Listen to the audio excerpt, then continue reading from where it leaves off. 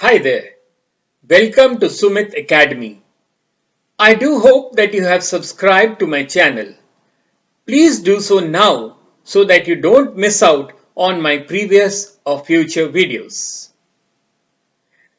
In this video, the first of a two-part series, we shall talk about corporate social responsibility or CSR. Another enabling tool for good governance, CSR, also called corporate conscience or responsible business, is a form of corporate self-regulation integrated into a business model. CSR policy functions as a self-regulatory mechanism whereby a business monitors and ensures its active compliance with the spirit of the law, ethical standards, and national or international norms. CSR is thus a corporation's initiative to assess and take responsibility for the company's effects on the environment and social well-being. The term generally applies to efforts that go beyond what may be required by regulators or environmental protection groups. It involves incurring short-term costs that do not provide an immediate financial benefit to the company, but instead promotes positive social and environmental change. The aim is to increase long-term profits and shareholder trust through positive public relations and high ethical standards, to reduce business and legal risk by taking responsibility for corporate actions. The same money and influence that enable large companies to inflict damage of people and the environment allows them to effect positive change. At its simplest, a corporation can give money to charity. Companies can also use their influence to pressurize governments and other companies to treat people and resources more ethically. So, you may well ask me, what do the companies gain from CSR? Companies can invest in local communities in order to offset the negative impact their operations might have. A natural resources firm that begins to operate in a poor community might build a school, offer medical services, or improve irrigation and sanitation equipment. Similarly, a company might invest in research and development in sustainable technologies, even though the project may not immediately lead to increased profitability. So, one may well wonder, is CSR finally all about business?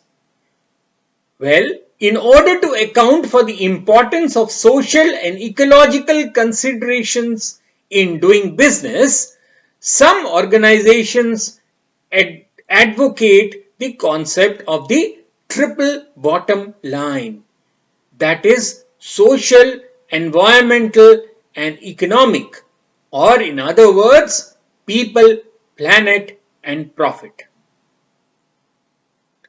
In recent years, supply chains have emerged as a central focus of corporate social responsibility. Company access management might make extraordinary efforts to hire, foster, and empower a diverse workforce. They might offer generous paid maternity and paternity leave. They might sponsor after-school programs in crime-affected neighborhoods, fund the cleanup of local river systems, and put pressure on elected officials to consider the needs of all citizens rather than simply seeking political expediency. None of that would change the fact that they source their raw materials, albeit indirectly, from outfits that use slave labor. For decades, corporate business models have been assumed to be necessarily harmful to certain communities and resources. The intention was therefore to mitigate or reverse the damage inherent in doing business. Some companies may engage in greenwashing or feigning interest in corporate responsibility.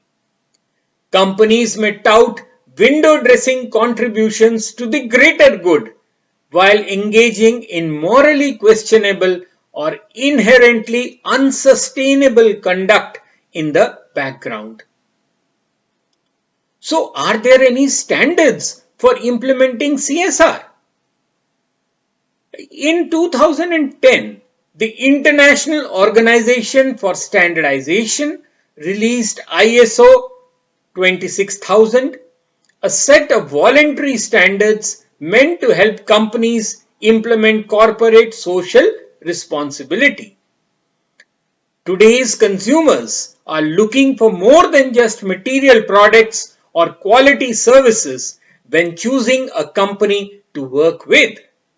9 in 10 consumers expect companies to not only make a profit but also operate reasonably to address social and environmental issues. Recognizing how important social responsibility is to their customers, many companies now focus on and practice a few broad categories of CSR. Let's have a look at these broad categories. First, environmental efforts. The primary focus of corporate social responsibility is the environment. Businesses, regardless of size, have a large carbon footprint. Any step they can take to reduce those footprints are considered good for the company and society as a whole. European companies have really led the way on environment efforts, such as green energy usage, eco-friendly office and travel policies. They have been ensuring that businesses take responsibility for controlling if their net impact is negative.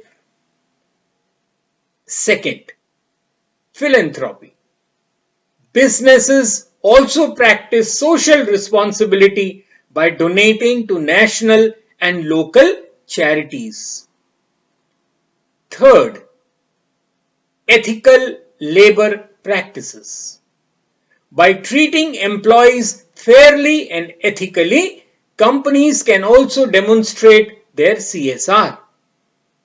This is especially true of businesses that operate in international locations with different labor laws.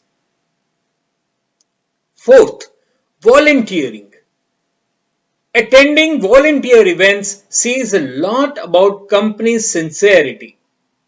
By doing good deeds without expecting anything in return, companies are able to express their concern for specific issues and support for certain organizations. In today's world, consumers and shareholders want to hear that a business is building something more than just revenue. A new wave of buyers is demanding transparency, and when given the choice, will almost always choose a brand or product tied to a socially conscious cause rather than a corporate big name brand. Now, this places CSR at the forefront of modern business practices. Well, that's all from me in this, the first of the two videos on corporate social responsibility. Do keep watching and do subscribe to my channel and share on your Facebook page and other social media.